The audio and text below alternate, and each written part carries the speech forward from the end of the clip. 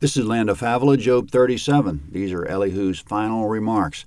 Speaking of an approaching storm and of thunder and of lightning that strikes its mark, verse 1. Yes, at this my heart trembles and is moved out of its place. Hear, oh, hear the noise of his voice, the sound that goes out of his mouth. He sends it out under the whole sky and is lightning to the ends of the earth. After it a voice roars. He thunders with the voice of his majesty. He doesn't hold back anything when his voice is heard.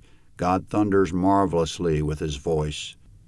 Comment, God speaks about himself in the thunder. In verse 4, after it a voice roars. He's talking about the rumbling after the initial clap of thunder, that it reminds him of the voice of God. And not just Elihu. In verse 3, the sound of the thunder goes under the whole sky and God's lightning to the end of the earth. It speaks to everyone. Still in verse 5. He does great things which we can't comprehend, for he says to the snow, fall on the earth. Likewise to the shower of rain and to the showers of his mighty rain.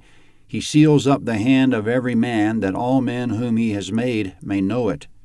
Comment, whether the approaching storm carries rain or snow, the violence of it gets man's attention. Men drop their implements so that their hands are closed, meaning no tools in them. About that storm, verse 8. Then the animals take cover and remain in their dens. Out of its room comes the storm, and cold out of the north. By the breath of God, ice is given, and the width of the waters is frozen. Yes, he loads the thick cloud with moisture. He spreads abroad the cloud of his lightning. Comment, the storm cloud approaches until it spreads abroad over the earth. The width of the waters is frozen, meaning God freezes over an entire lake or river.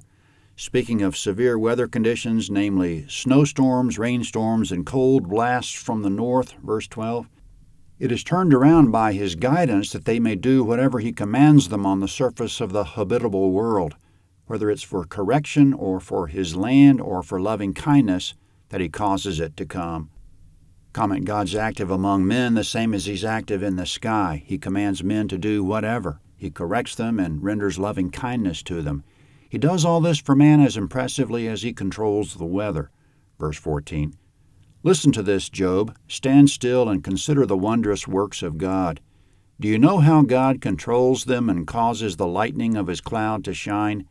Do you know the workings of the clouds, the wondrous works of him who's perfect in knowledge? You whose clothing is warm when the earth is still by reason of the south wind? Can you with him spread out the sky, which is as strong as a cast metal mirror? Teach us what we shall tell him, for we can't make our case by reason of darkness. Comment, he says, Job, even on a good day when there's a little south wind and you're warm and comfortable and you're feeling strong, are you able to partner with God in stretching out the sky? If you rank up there with him, then tell us what we should say to him, because we're too ignorant to know. Verse 20. Will it be told him that I would speak, or should a man wish that he were swallowed up? Comment, he says, when I want to speak to God, do I have to get his attention first? And when a man does speak to God, will God swallow him up? He's pointing out that God's always paying attention to us, and he won't swallow us up when we speak to him. Verse 21. Now men don't see the light which is bright in the skies, but the wind passes and clears them. Out of the north comes golden splendor. With God is awesome majesty. Comment, the surface meaning behind verses 21 and 22 is that in overcast conditions men don't see the sun, but the wind makes the clouds pass and man can see the sun again. Golden splendor fills the skies, which speaks of the awesome majesty of God.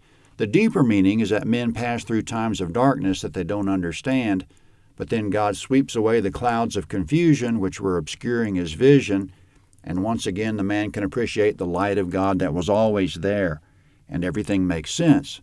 Then the man basks in the glory of God's light and majesty.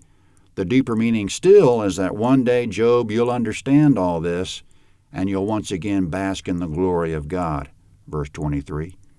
We can't reach the Almighty. He is exalted in power. In justice and great righteousness he will not oppress. Therefore men revere him.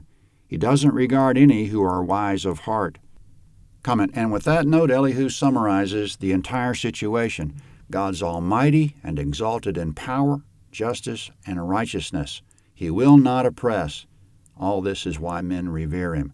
And the last thing, he does not regard the proud. Coming in the next chapter, the ultimate voice of authority. That'll be Job 38.